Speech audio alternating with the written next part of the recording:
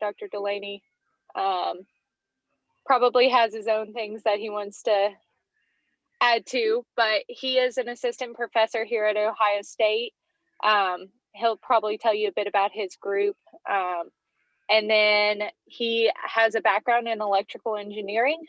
So he's a fellow EE like me. But I'll pass it to him and let him highlight anything else in his bio that he wants to highlight. So thank you for being here and thank you for your presentation. Thank you, Taylor, and thank you to everyone and welcome. It's exciting to have the opportunity to present my seminar, as you can see on the title here, Transforming Service Learning and Engineering from Service to Reciprocal Partnership in Support of Social Justice. We appreciate all of you taking the time to be here with us. On behalf of the Ohio State University Department of Engineering Education, we are thankful. I crafted an ambitious talk, and so we'll just jump right in. We'll start with an introduction of our research group and what we do. And so we call ourselves the Inclusive Community-Based Learning Lab, and we aim to understand the ways in which community-based learning and engineering impacts both students and participating stakeholders, that and there being a critical piece. We do this to promote social justice through broadening participation in engineering.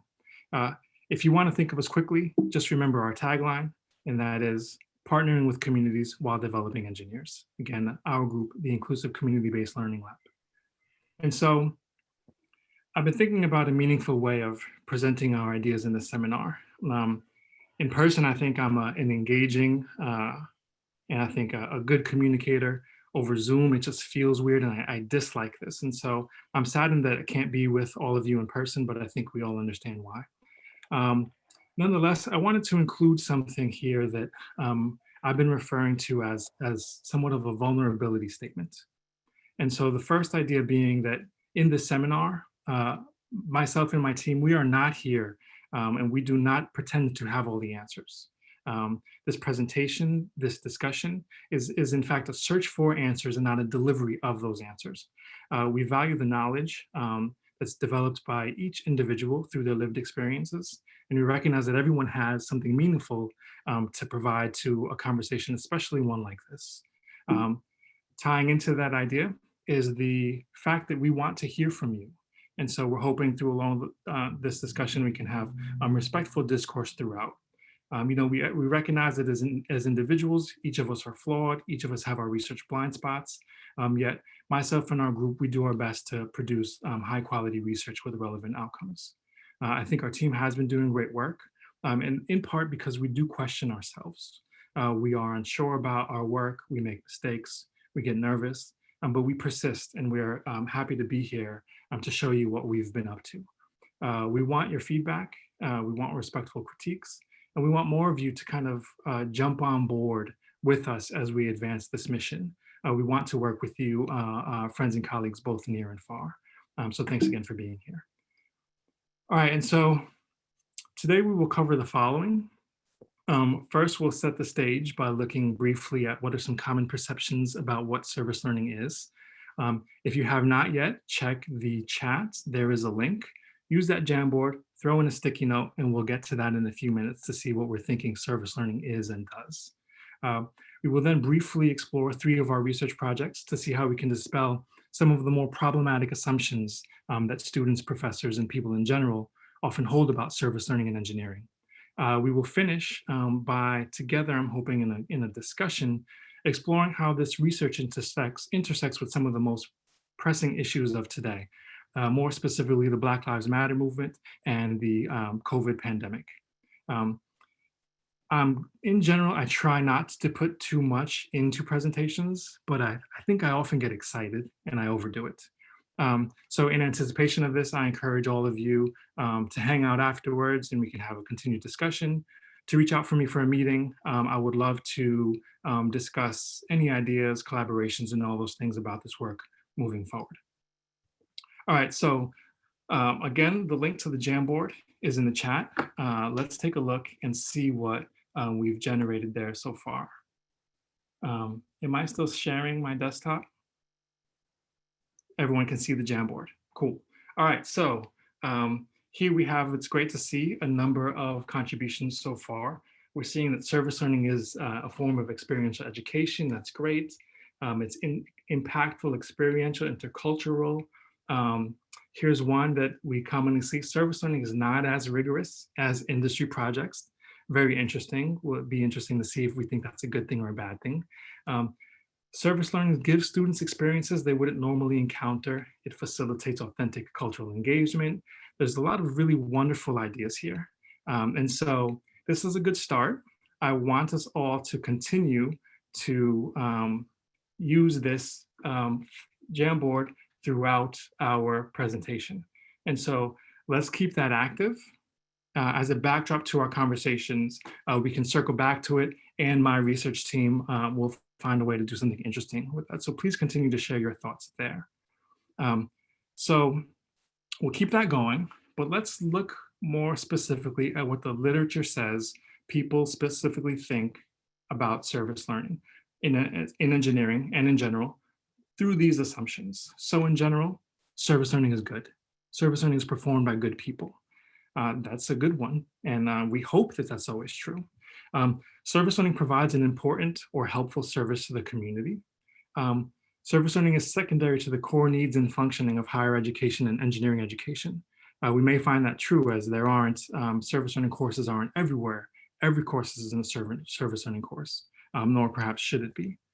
Service learning is considered often to be atheoretical, meaning that it's not built on evidence or built on prior work.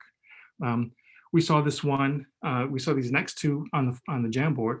Service learning provides education through real world experiences, and students are exposed to social challenges and problems.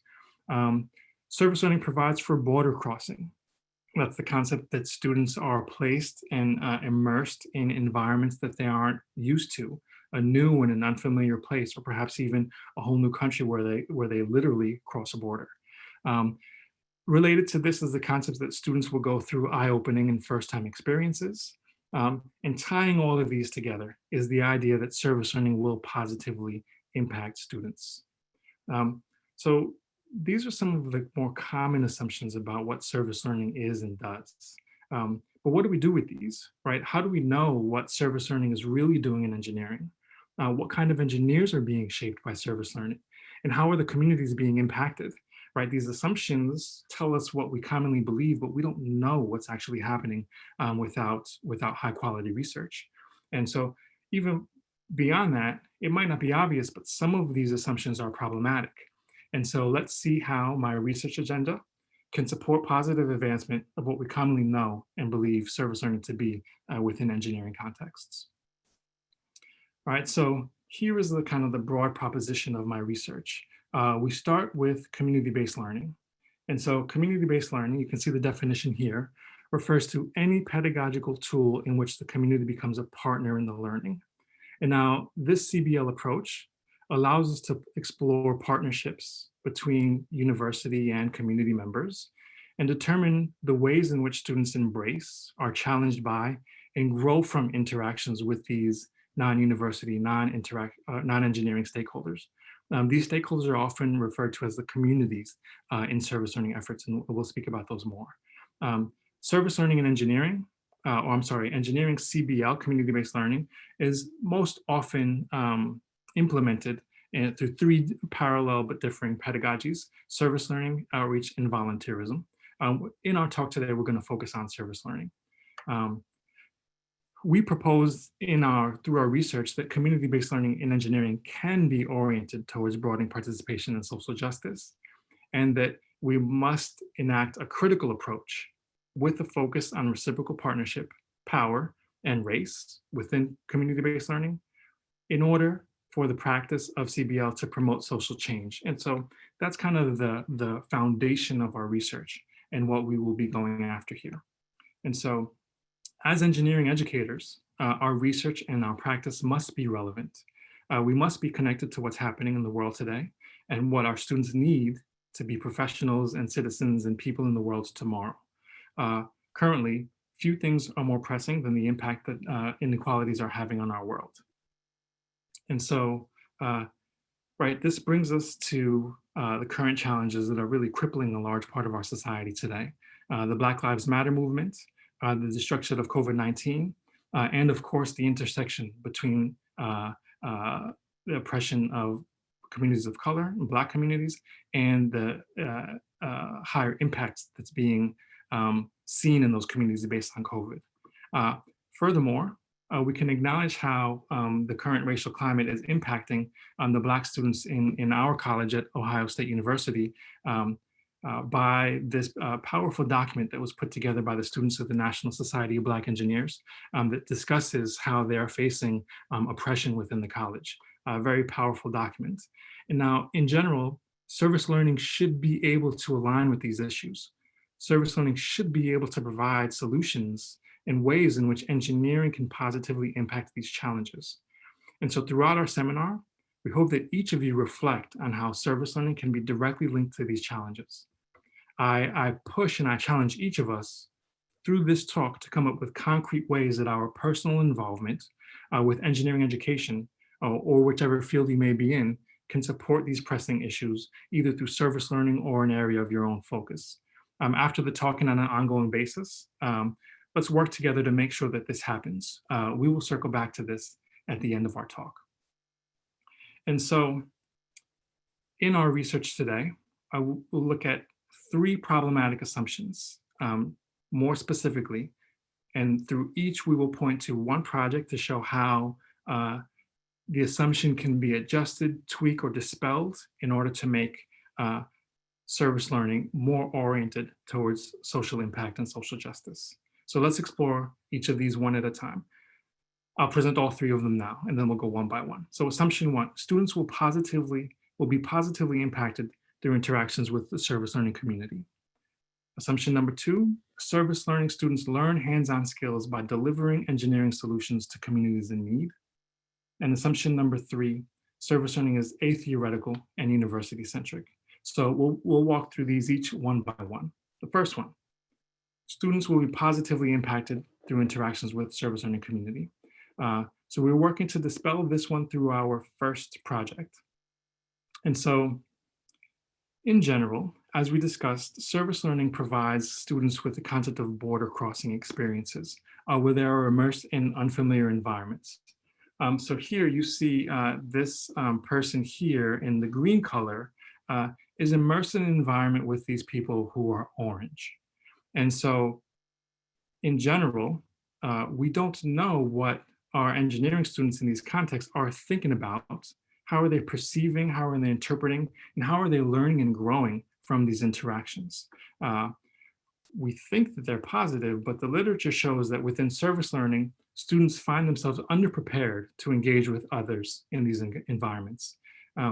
Studies have warned that when poorly implemented, service learning can lead to unanticipated and negative outcomes, such as an increased amount of prejudice and an increased reliance on stereotypes. One of the main elements of service learning is these border crossings. Yet we often find that in practice, learning outcomes around these interactions are implicit or not focused on at all. And so overall, this points to the fact that there are problematic elements of the interactions with communities, and these can reinforce stereotypes and social hierarchy. And so this points to this image here that situates this study. So in service learning, students can go through a range of experiences when they interact with potentially unfamiliar, often underserved and marginalized and or communities of color. And so this image here illustrates how university students within a service learning context can act differently, where, for example, student A approaches but doesn't fully engage with the community. Student B works to fully immerse themselves in this community, and student C chooses to disengage from the community altogether, remaining distant. And now, so our work is not seeking to rank or suggest which one of these students is behaving best, because that's dependent on the context. There could be some scenarios where cultural norms might suggest that remaining distant might be the best approach. And so we initiated research to more closely analyze these experiences so that we can be sure and we can teach students to pull out positive learning outcomes from partnering with these communities and not further alienate themselves or alienate the communities further within our society. And so this points to a study led by Amina Shermadou. Now, Amina is an emerging scholar in engineering education research, and she is pursuing a tenure track professorship in engineering education. And so I will say that again, shameless plug for a wonderful student. Amina is looking for a tenure track job. She is an absolutely wonderful future star in this field. I'm sure if you look at all the cameras, you'll see all of our EED community members nodding at how wonderful Amina is. And so in this work, we seek to answer the following research question: how do engineering students make sense of encounters with cultural differences while participating in international service learning experiences?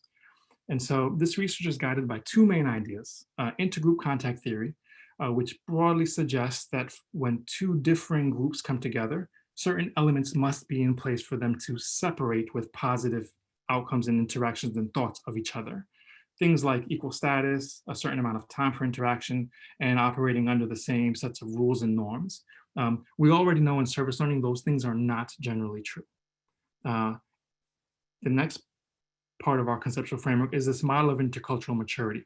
And that's basically points to the idea of cultural competence, where the extent to which someone has comfort and an ability to interact and deal with people from different backgrounds is reflected. But here, this model places cultural competence, intercultural competence on a developmental scale, allowing us to categorize or bin where students fall within service learning.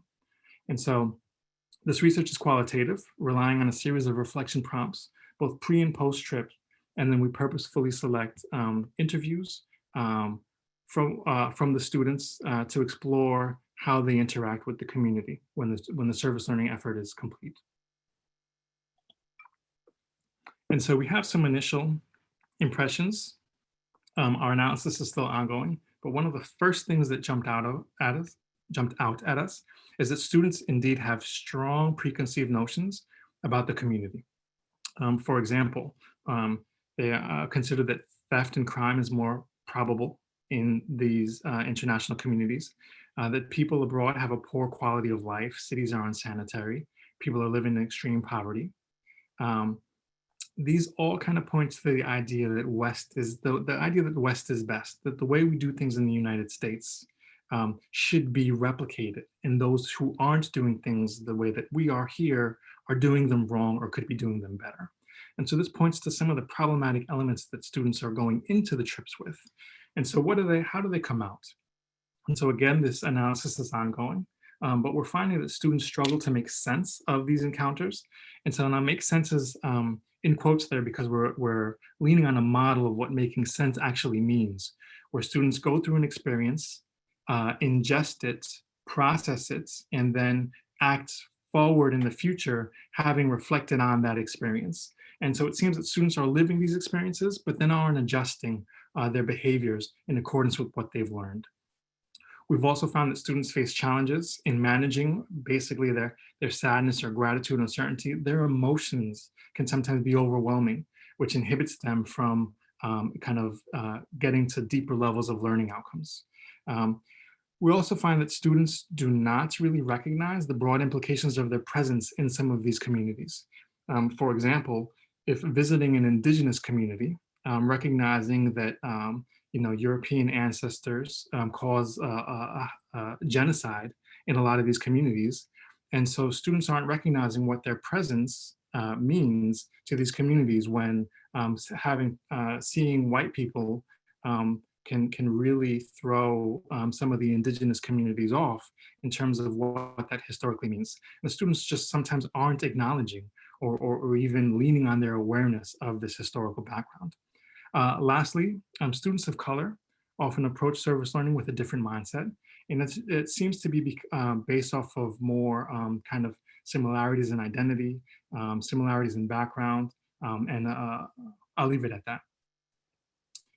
All right, so this leads us back to our assumption, where it is assumed that students will be positively impacted through interactions with the service learning community.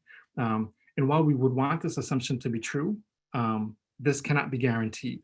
And so instead, our research points to this counter story where service learning can be a platform to support engineering student understanding of the importance of positive interactions with others. So rather than assuming that it happens, we teach and make sure that we know that this happens. And so we will kind of go through this exercise two more times. We've dispelled this first assumption and replaced it with something that we believe is more meaningful. And so now let's look at our second project and our second assumption. Here, service learning students learn hands-on skills by delivering engineering solutions to communities in need. And so let's explore this through our second project. And so we'll start with a brief discussion on how engineering happens within these service learning contexts. And so the solutions delivered within service learning contexts can often be hastily completed or break quickly once the students are done. You have students in development, engineers in training essentially, traveling anywhere from across the city to across the world, putting together projects in anywhere between a week and a semester, and assuming that those are going to solve someone's problems, right? That's in essence somewhat unrealistic. And so these can break quickly. Sometimes even students can provide the wrong solutions, which can sometimes exacerbate challenges, right? In general, the outcomes-oriented approaches are promoting the ideas that engineers swoop in and solve a problem, right? So those are all challenges. On the other hand, right, we know that teamwork, communication, and design are critical elements in engineering practice. And so service learning, right, because there is this interaction with non-universities, partners, clients, and everyday citizens, this pedagogy perhaps holds promise in promoting the development of professional skills. And so maybe we can offset some of the hands-on and increase some of the professional skills in these contexts. And so to approach this, we're basically looking at a concept that empathy is a critical skill and a skill that's important in engineering that links social and technical components in engineering context. And these may just be difficult to develop in the classroom. And so this leads us to this current study funded by the National Science Foundation that explores community-based learning, service learning included there, as a platform for developing empathy in engineering. And so in this work, we're leaning on this model for empathy in engineering, and we're analyzing student experiences towards furthering service learning as a tool for the instruction of empathy. And so this research is led by Jade Wan and performed in partnership with our co-PI and one of the developers of the model of empathy in engineering, Joachim Walter from University of Georgia. Now Jade has been an amazing leader in this project. And as she moves forward in her career, she's always an absolute pleasure to work with. She will be a powerful force in community-based learning moving forward, perhaps in China, perhaps here in the US, but she does seek to continue within academics doing similar research to this. And so again, a wonderful plug for a wonderful student. This study was designed across 3 phases. And so in the first phase, we set to determine a baseline. So how does service learning impact student levels of empathy? Here we collected both quantitative and qual data around students participating in a pre and post format. Here we sought to answer to what extent and in what ways can community-based learning contexts expose undergraduate engineering students to empathy? So that's the first phase of this research. We're primarily going to focus on this. I'll briefly give you some context to the rest of the study. In phase 2, we modified existing modules to teach empathy in engineering classrooms, and we modified them to be relevant in community-based learning context. We used data from phase 1 to contextually modify what's been already done in classrooms. Then in phase 3, we explicitly taught to empathy in service learning and community-based learning context, and again collected the same data to see, in essence, is this platform relevant and positive for teaching students empathy in the context of engineering? And so what are some of our preliminary qualitative findings? And again, here we're going to focus on our first research question: in what ways can community-based learning contexts expose undergraduate engineering students to empathy? And so we had five main themes emerge from our data.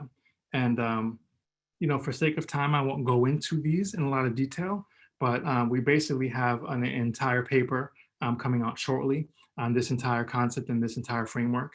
And Jade's dissertation work is jumping off from this point and really doing some wonderful things. And so our five themes, what are they? First, CBL structure.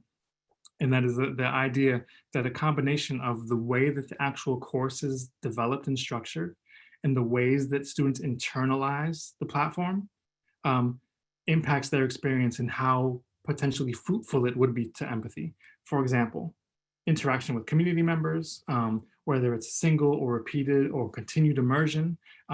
Even in some cases that we looked at, the interactions with the community members was only hypothetical. And so in those cases, right, it becomes a little deeper to reach those, a little harder to reach those deeper levels of empathy development. Um, the next concept is this idea of encountering unfamiliarity, pointing back to the border crossing ideas.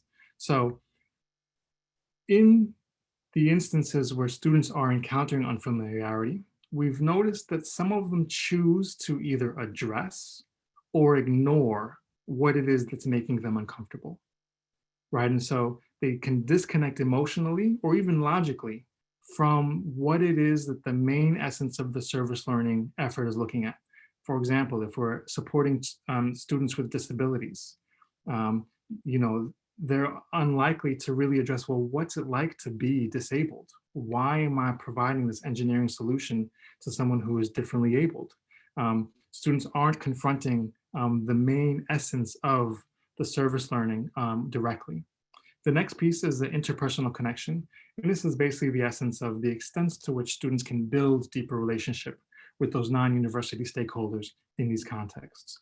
Um, this points to the next order of our outcomes, the role of the self and the role of the other.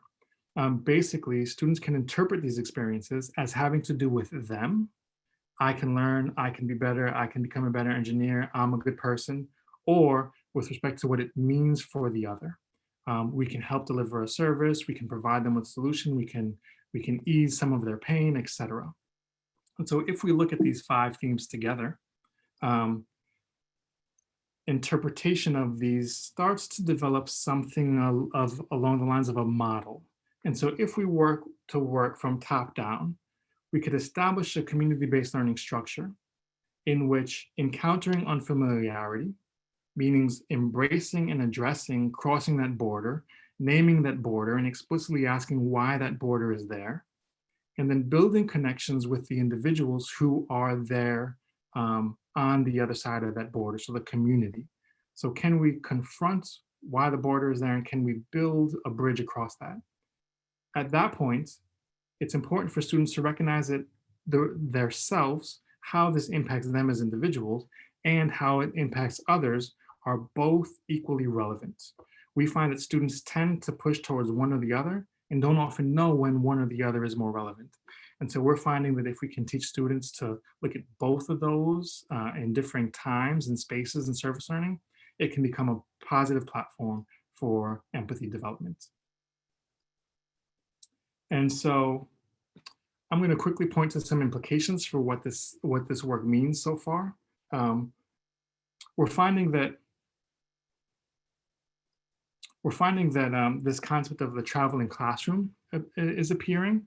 Where basically, even in the service learning context, so let's say students fly across the ocean to Asia, and students sometimes behave as if they're still in an engineering classroom, expecting to have be involved in traditional engineering teaching and learning.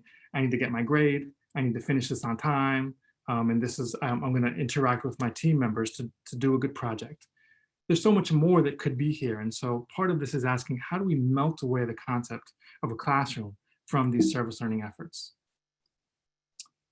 Next is this concept of ice breaking, that the idea of the shock. So in their own words, students constantly talk about the shock and the eye-opening experiences that they confronted in these new environments.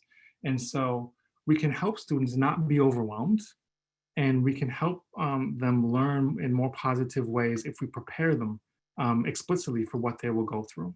And ultimately, our initial results indicate that through continued research, service learning and community-based learning can be a valuable platform for developing empathy, but we must teach our community, the instructors and the students, of how it can be included.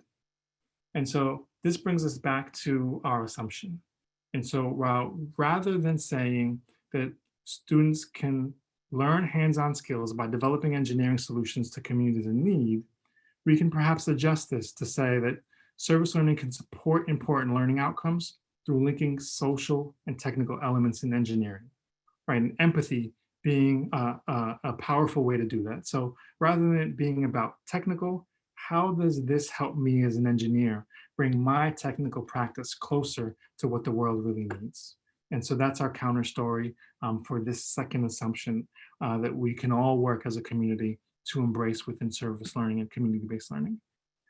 All right, how's everybody doing? I asked that so that I could take a drink. Let's move on to our third and final project. We will dispel an assumption. And so this last one, service learning, is atheoretical and university centric. Now, this one I just think is problematic. And this one, you can see how it's embedded across the others. This one kind of points to the idea that service learning is good. You know, it kind of suggests, let's just do this because service learning is good, our students are good, and good things will happen. And so we will address this one by looking at our third project. And so in order to explore the space, we will again look at what happens in service learning and engineering. So here, this box, this magical box, this is a service learning and engineering context. In general, oftentimes, this can be split between teaching and practice of service learning and research of service learning. In order to make that happen, you have the researcher or the PI, as well as the instructor, where the professor PI will more often look at how the research is conducted in the space, and the professor instructor will look at teaching and implementing it. Beyond that, we have the community partners. Oh, I'm sorry, I'll take a step back. And so here, right, these two individuals, or sometimes one of them and one and the same person, decide on the context, right, and how they want to direct their course. Within that, then they generally will identify a community partner with whom they're interested in working with, or who has a relevant problem to be solved, right? We then have students in the service learning class will generally perform the work and perform the service, while a research assistant will collect the data. All of these individuals interact and communicate to differing extents within the service learning context, sometimes one directional, sometimes two directional, and these collectively lead to the outcomes, which generally will prioritize student development while creating, right, to various extents, some community impact. And so ultimately, this results in a dynamic where certain members in this context have more power and more sway and get to direct the problems which are solved and how more so than others. So this results in service learning and engineering that is university centric, where students are prioritized over the outcomes established for the community. However, research in community engagement has really made substantial advancements in more equitable ways to pursue service learning. Yet engineering hasn't yet embraced that new knowledge and hasn't worked it in, right, the knowledge of community engagement and how to make service learning more equitable. So in short, all of that research really says it must be based in partnership and equity must remain central. And so this model here that you see on the slide, this kind of must go away. And so while the characteristics needed in service learning partnership are well understood, mainly trust, communication, authenticity embedded in partnership, frameworks for developing these characteristics in engineering context are limited. And so overall, this points to the idea in the literature that service learning will not reach its potential if it is not conducted from within reciprocal partnership. And so what did we do about that? And so here we have collaborative research that is supported by our co-PI, Dr. Chris Radcliffe, and supported by the graduate research fellow, Nathan Harris. And now Nathan is a wonderful community activist and a youth pastor with deep ties here in Columbus. The city is lucky to have him, and as he moves forward in his career, he will seek to work as an educational consultant, developing culturally relevant computer science education for Black communities here in Columbus. Nathan's a wonderful person. Cheers to him and all the amazing thing that he does on a daily basis. And so in this research, right, we set out to explore reciprocal partnership in service learning. And by reciprocal, we mean that the parties involved benefit mutually from the needs addressed and actions taken and outcomes obtained within service learning. And so we recognize that through the service learning theory and the theory of community engagement, that we could pursue deeper outcomes. We could pursue social justice from within a reciprocal partnership, but we didn't have one. And so to pursue this, Dr. Ratcliffe immersed himself in the local, sustainable, and urban agriculture community here in Columbus. He patiently established relationships with those in the space until one day at an event, he heard a question asked about how can community sustainable agriculture create positive impact when it's steeped in and dominated by patriarchy and racism. And so that question piqued his interest, and he was like, hey, whoever asked that, that might be a good person for me to be a partner with. So the woman who asked that question is Paula Nabrit.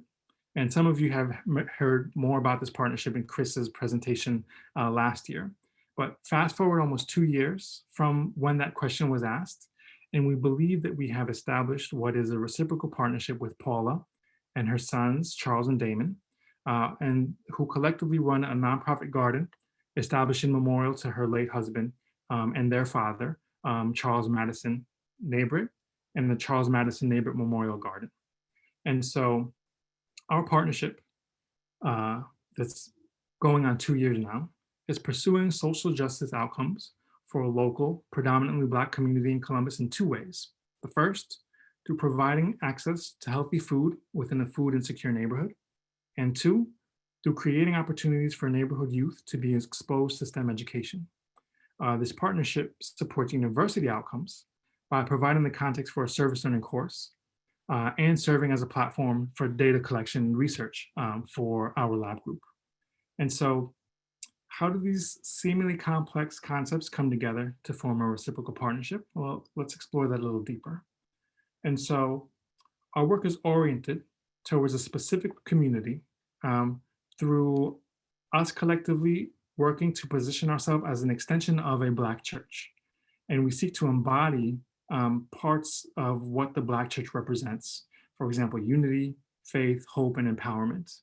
And so the Charles Madison Nabrit Memorial Garden is situated on the grounds of the Church of Christ of Apostolic Faith here on the east side of Columbus. Paula and her sons are 4th and 5th generation congregants of that church. The garden and the church are the physical site of the service learning course.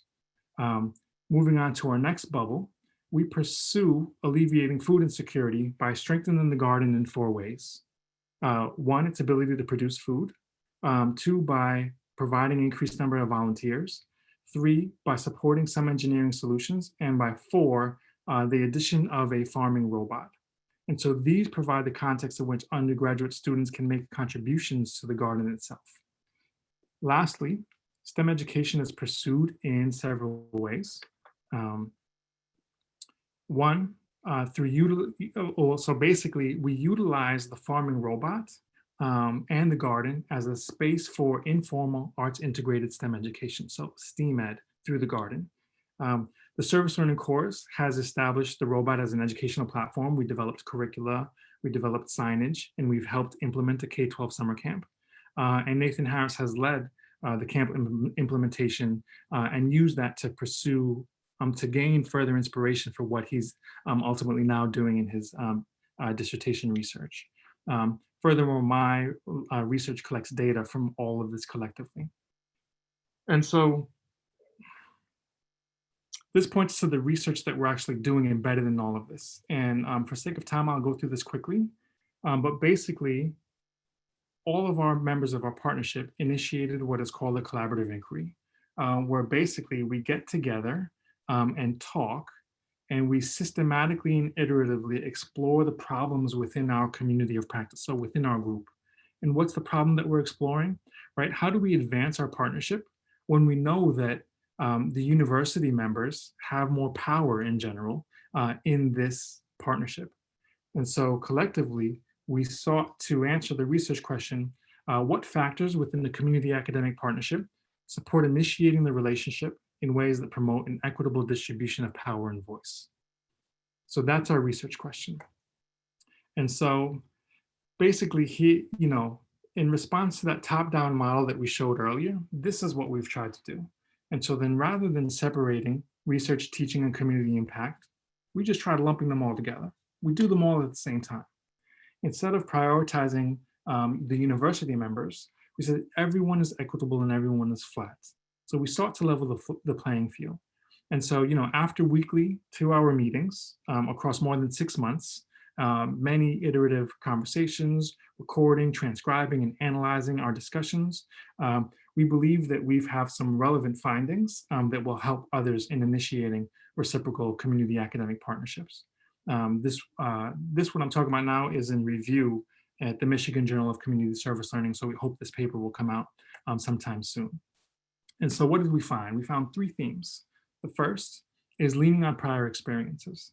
And so each of us came into this partnership recognizing what we've learned through our prior experiences, and basically recognizing that the members can come in with the knowledge and disposition necessary to deal and interact with the other partners in meaningful ways.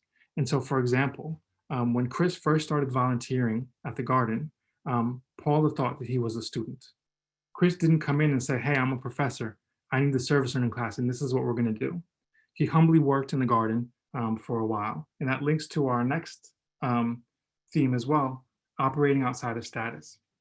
And so this is an approach where people enter the partnership in ways that maintain humility, harness their expectations, yet show diligence towards making contributions to the partnership. And our last theme is the idea of cross-pollination. And so rather than jumping in and being like, hey, we want to work on robotics, we need this robotics project, we came in and we just let the intersections of our interests and our abilities emerge naturally. And so it took time, it was a little slow, but ultimately we were able to merge our interests, and this ultimately cultivated a strong level of group cohesion. The Nabrits, the Ratcliffes, the Harrises, my family, we all know each other very well now. We're friends, we're family, and we believe that we have a wonderful, powerful partnership that can serve as a model for others doing similar work moving forward. And so this takes us back to our third assumption, that service learning is atheoretical, not embedded in theory, and that the university is prioritized. And so, like I said, this one just has to go. And so instead, right, our research points to several ways that this can be constructed. But in general, research and theory can inform how to develop and maintain reciprocal engineering community-based learning partnerships. And so we'll leave that at that. All right, so this brings us back to some of the pressing issues in our world today. And, I would like to take some time for us as a group to have a discussion about this. And so, what are some of the ways that we can explicitly link service learning and its impacts to Black Lives Matter, to COVID, to the challenges of being a student of color in the College of Engineering, and to the intersection of all these issues, right? Service learning as a real world experiential form of education should be able to provide solutions to some of these challenges, even within an engineering context. So I just wanted to open up some space for all of us. What are your ideas? How can we link these things together?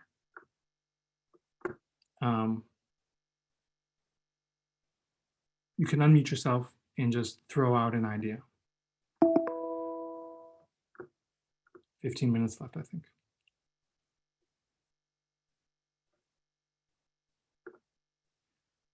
One thing I always tell students in my classes is that awkward silence is okay. Someone's going to say something. Let's do it.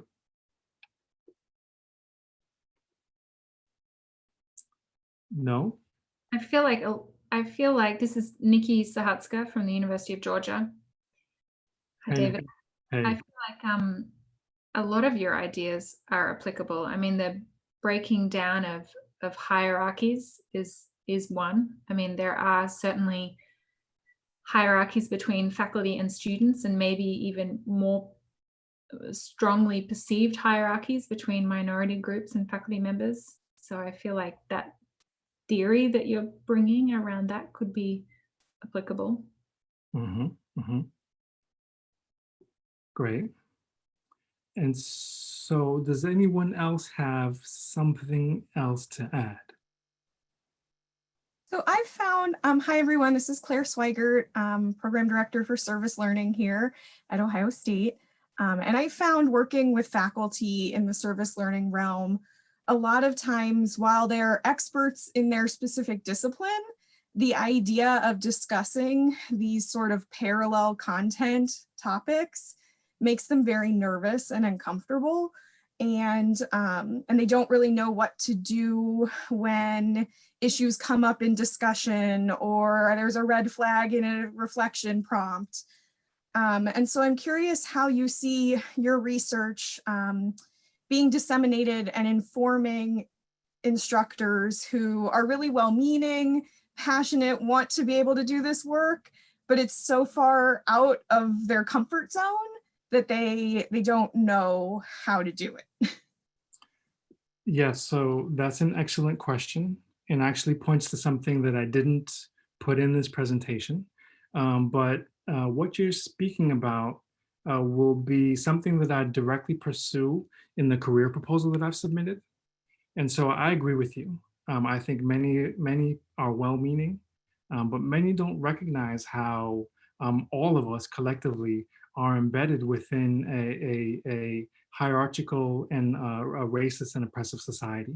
And so many of the actions and many of the things that we do are reinforcing racism and oppression without us knowing.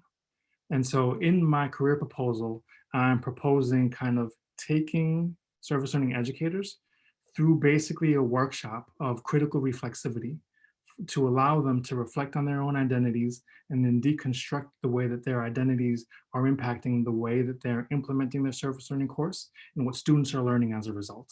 And so that's part of my future work that I look forward to addressing exactly what you asked. Um, and, and Claire, I'd be happy to speak to you about that more as well moving forward. Back to this discussion about, the Black Lives Matter movement and COVID-19, I appreciate Nikki's response, that some of the things that I'm speaking about does point to ways that we can support these pressing challenges. But I will agree that this conceptualization of service learning to support Black Lives Matter, to combat COVID, and to minimize the impact of the racial unrest in our society is difficult for us to conceptualize. I think it's really important for us as engineering educators and citizens and people and parents and family members to really ask ourselves, why is that the case? Why is this so hard for me to come up with a solution from a pedagogy that's designed to make societal change? Why can't I put it into this context? And so I think if I'm gonna point fingers at anybody, I must first point these fingers at myself. I admit that I felt uneasy putting this slide in this presentation. I was to myself, am I doing enough? Can I be doing more? Can I pivot and orient my work more critically towards these pressing issues? And so I asked myself, am I doing enough? And so upon reflecting on that, I think the answer is always no, and the answer should always be no. But nonetheless, in line with what Nikki was saying, I do think that the work that I've been doing points in this direction. First, encounters with cultural difference. We must teach our students and beyond, we must teach everyone to understand how to engage with, understand, and benefit from encounters with cultural difference in both professional, engineering settings, and daily life. Too often we assume that this takes care of itself. Put people together, they'll work it out. I think we can see where this has gotten us as a society. Our students will soon be professionals. They will soon be our leaders. And so dealing with people who are different than them, must be taught so engineers and all of us can learn to embrace difference as a strength. Right? We must take actions so that we all clearly recognize the value of Black lives, the value of the marginalized, and the value of the oppressed. Saying Black Lives Matter shouldn't be a problem. If we all recognize that that difference, that Blackness brings strength, it's a beautiful thing. And so, right, we're hoping that community-based learning can be a platform to make these things happen. Next, empathy through community-based learning. So empathy ultimately is action-based, right? It's the capacity to step into someone else's shoes, understand their lives, and then step out of it back into your life as a changed person and act on what you've learned to solve and support an issue or problem from that perspective. Right? We must learn to connect to these challenges within the Black Lives Matter movement, within all of these things. Embrace the concept of Blackness, feel as if those challenges were my own, as if I was being oppressed by police, and learn to act on those perceived emotions, right? This is lacking in engineering. We know that it's masculine. We know that it's logical oriented. Can we teach our engineers to feel more and learn from that feeling? I think as engineering educators, we can all do more here. Lastly, reciprocal partnership.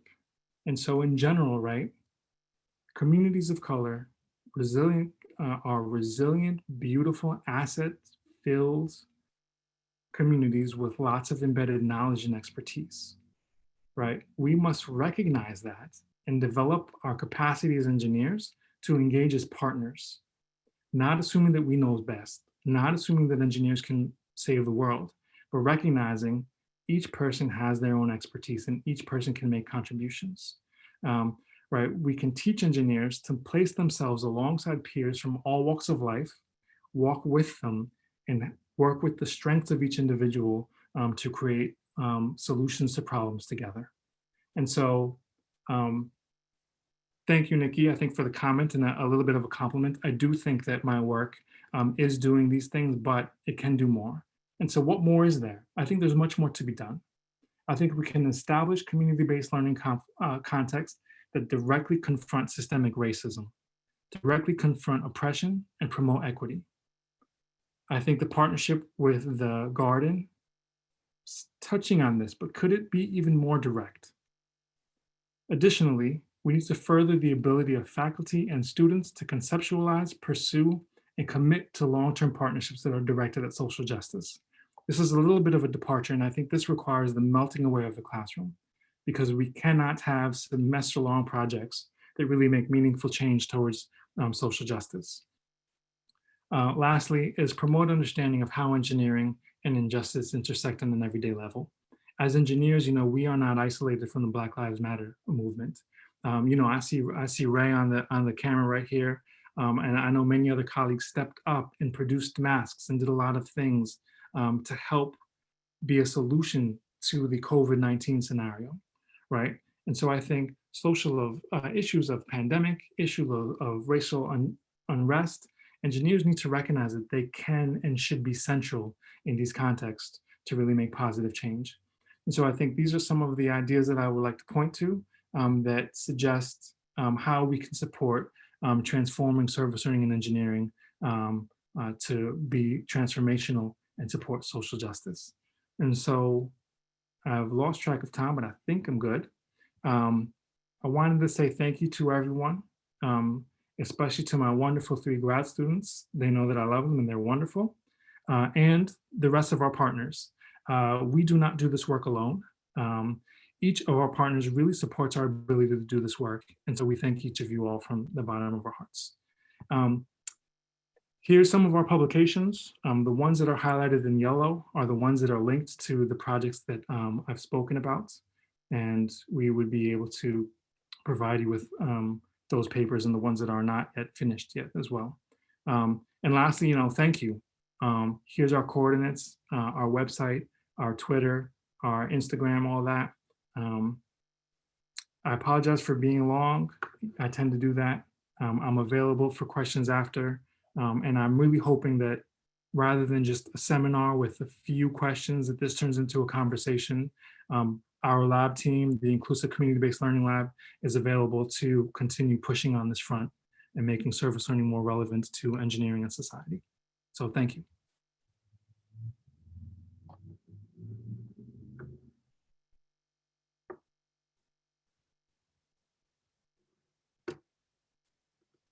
Hey, David, is the slides going to be, or the presentation going to be available to show others? Probably. I think there might be a small fee associated with that, but we could probably arrange for that. No, I'm kidding. Yeah, I know. yeah, sure. I would be happy to send the slides to anybody who wants them. Yeah, I would like to actually, if I could get a copy of the presentation, some of my colleagues, I think, would really be interested to hearing about this work. Sure, great. Thank you. Yeah, you did a really great job, and I love the changing the conversation on each assumption and reframing it. I appreciate it.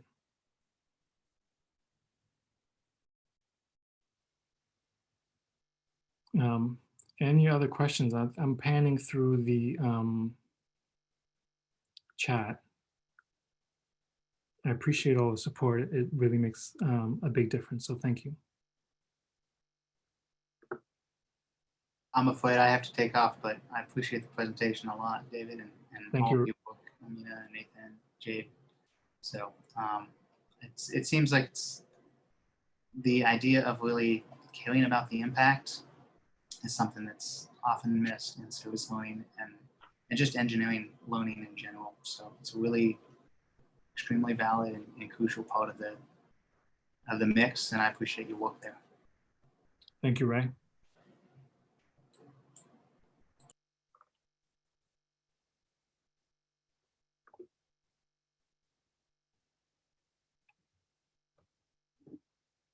Can you talk a little bit more, David, about sorry, a truck is going by, about the intentions with the empathy-based learning modules that you all have developed? Do you have a plan as to how you want to incorporate that into a variety of courses at the university? I appreciate that question very much.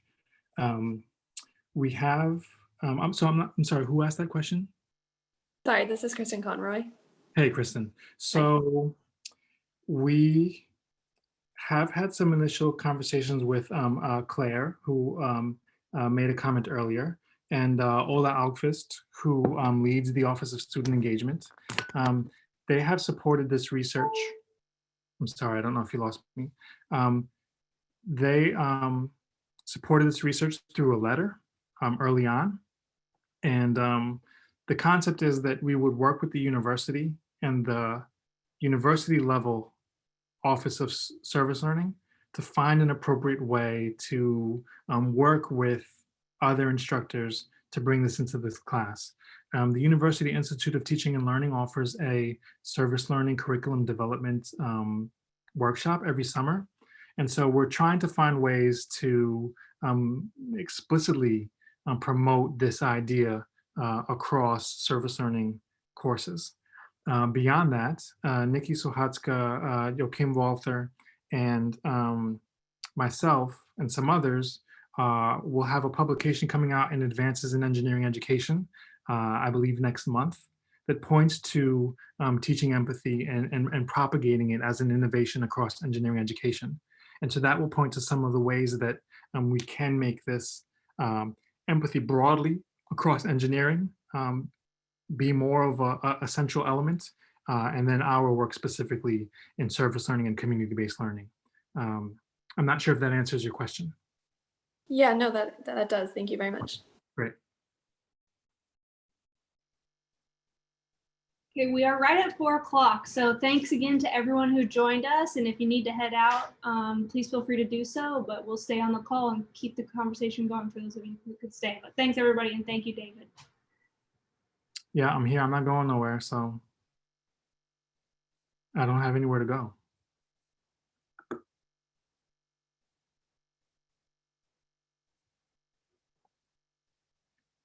Now is when the real questions come out. Uh-oh. I'm ready. No, I should say we're ready because I'm going to defer to the lab group for the answers. Someone's gonna have to get Nathan back on the call. What do you think we can do to promote the creation of more service learning courses in like traditional engineering like framework? I'm sorry, I'm trying to get your name who asked the question. Matt. Hey, Matt. So thanks for the question. I think that's a tricky one because I think the concept of more is complicated.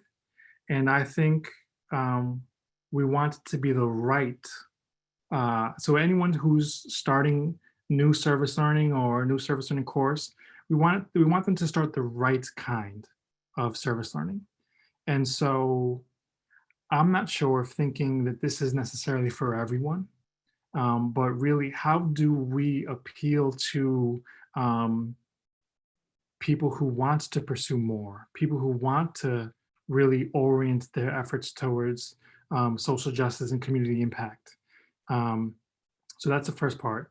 Beyond that, I think the work that my lab group is doing, once we find more of a rhythm, I think we can elevate what we're doing to levels of workshops, towards more presentations, towards more seminars like this, where we can really directly interact with our colleagues and help them to make these things happen.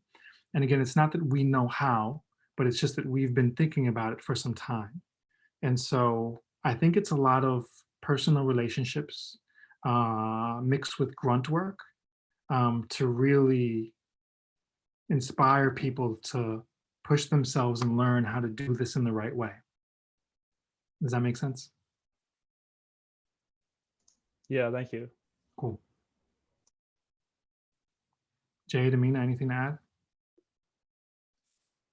Yeah, I was just gonna add, also thinking about, if you're looking at the traditional engineering classroom, you can just think about the dynamics that you have with peers. We have diversity in our own classrooms that we can start thinking about how is it that we can inform the way we manage teams in our courses, rather than just focusing on making sure that we have multicultural teams or multidisciplinary teams.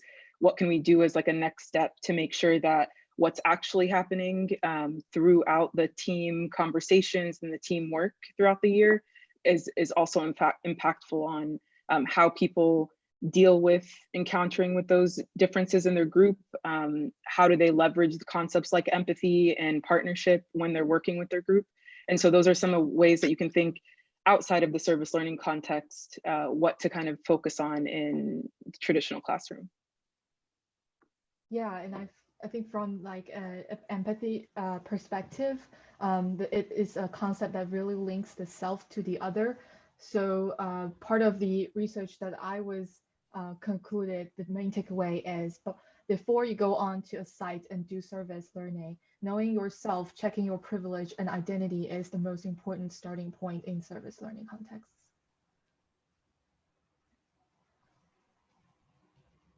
I should have just let you two give the talk. We're cheerleading leaders.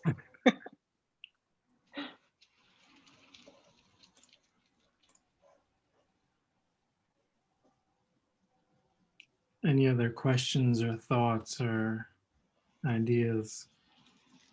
So David, one of the things you mentioned, and I agree 100%, one of the problems is the short term we try and cram these sort of projects into to fit our semester schedule. Any thoughts on how we get universities to enable us to give course credit for them working over 2 semesters over a multi-year project, right? So they're doing part of the work. They didn't start it, they don't finish it. How do I convince my department I should still be able to count that as their capstone project, for example? That's a question that I don't have an answer for. But, it shouldn't matter. Honestly, it shouldn't matter. Like, I recognize that like accreditation and checking the boxes is a huge part of higher education. But I think it's a limitation in creativity of people to not really think that we can hold people accountable in other ways. Again, it wouldn't be everyone, it wouldn't be, you know, but in the right instances, can you find other ways to obtain credit? I think it's a lack of creativity that people would suggest that we cannot. And I think, right, it's one of the main limitations of saying, I need this to finish the semester. And so I appreciate the question very much. I don't have an answer. Maybe we can bend the rules a little bit, independent study. I don't know, but that doesn't fit into like the mapping, right? I think it's a serious limitation. There are other models that work, the volunteerism and co-curricular models. So NSBE, the National Society of Black Engineers, SHIP, the Society of Hispanic Professional Engineers, they do a bunch of wonderful community-based learning efforts that are linked to their own professional development and their own identities as people of color that don't give them course credit. The things that they're able to do are powerful and impactful. Unfortunately, they are not benefiting from it because they're not getting, not benefiting curricularly because they're not getting course credit for it. And so there are models that work outside of the semester paradigm. But I mean, I'd be ready to, you know, make some noise about how we can find ways to make multi-semester courses credit bearing.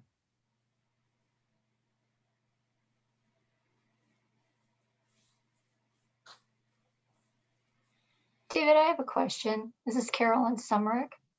Hey, Carolyn. Hi.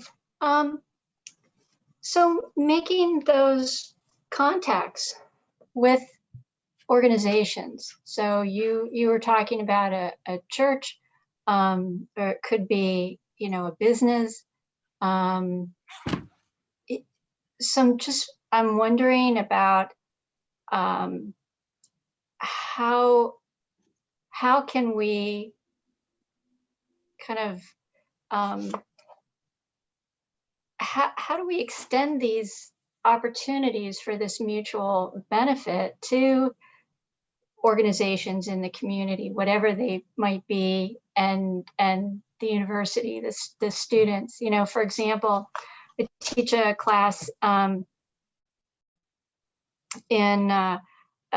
it's in our core, and we have a semester-long project in there, and the students go in and find the companies to partner with over the semester. And, you know, sometimes that's a challenge for them to do that. And it's also very limiting because, you know, I think there are certainly a lot of organizations that could benefit from even a semester, but potentially being in a pool that the relationship is longer than the semester, that it may be a semester for just this group of students, but then the following semester, there might be another project or, you know, an extension of that. And so I'm wondering how those, I mean, I understand that, I know that it takes, you know, a lot of one-on-one time with organizations to build up that trust with the individual organization and the members of it. But I'm just wondering how to do that maybe on a, I know it can't be sped up, but I'm just wondering how to do that in a way that maybe starts developing this pool or this consortium of entities within the community that are open to partnering with groups in the university or faculty or students in the university? So there's been efforts to make that happen in kind of institutions and groups that are often referred to as like clearinghouses. And it's kind of, it's a tricky thing.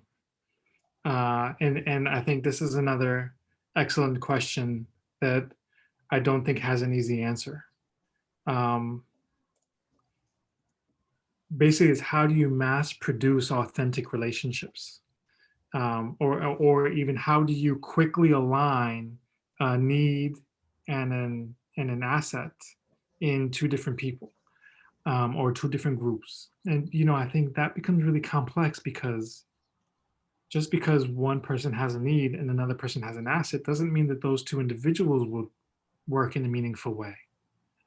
And so unfortunately, I think this is the type of thing where this, matchmaking in essence is much more complex than I think a lot of us, well, you think about us in our own lives and perhaps like our relationships and dating and whatnot.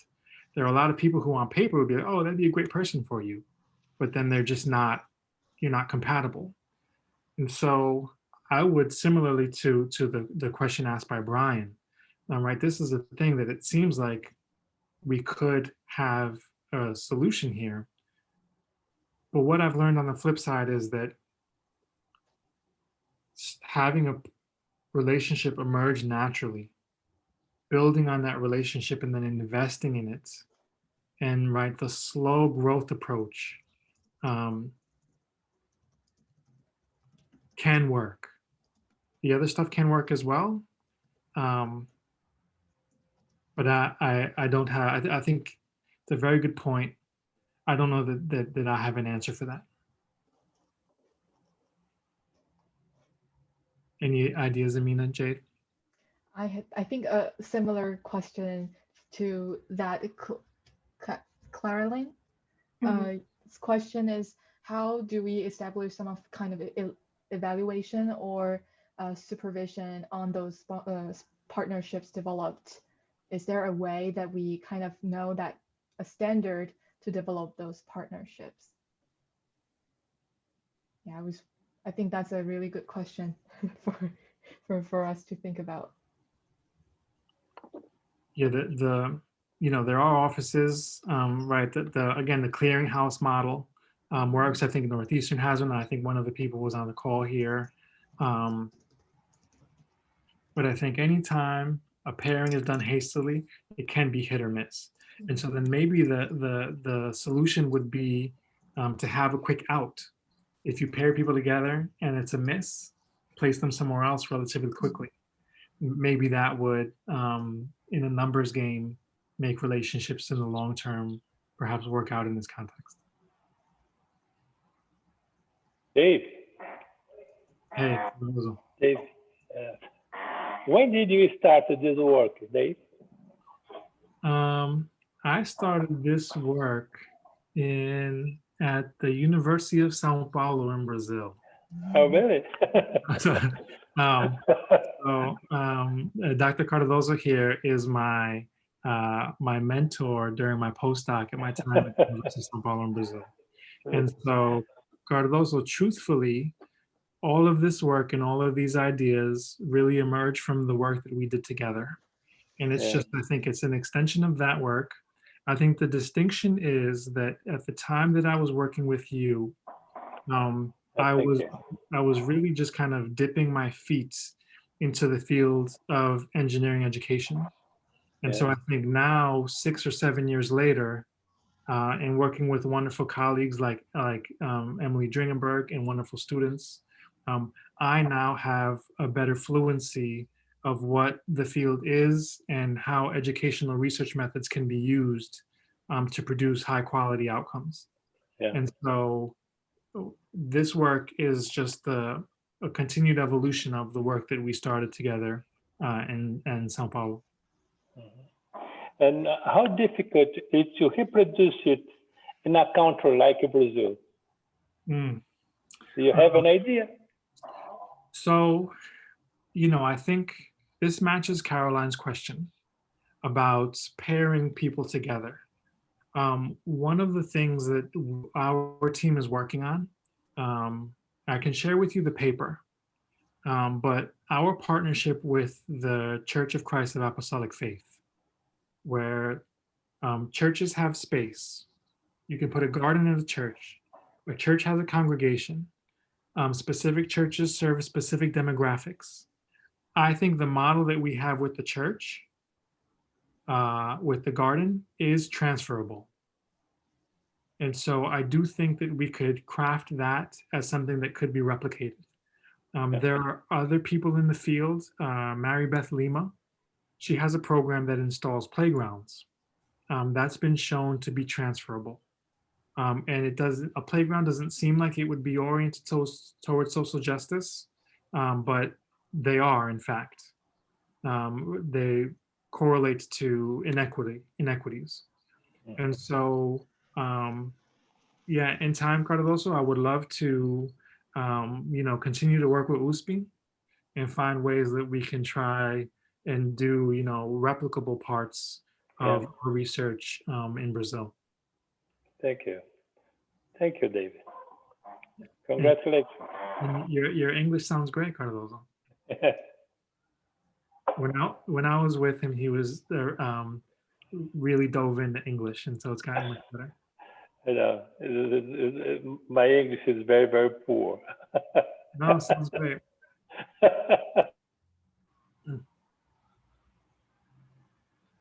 I think people must have more questions and discussion points, so I hate to cut it off, but our norm is that we reserve until 5 o'clock for you to meet with just graduate students and engage with them. So I'm going to ask that we end here. People are welcome to reach out to me. I'll have access to the recording. You know how to get in touch with us, hopefully. So thank you so much, David. Thanks everyone for being here. Thank you, everyone. I appreciate it.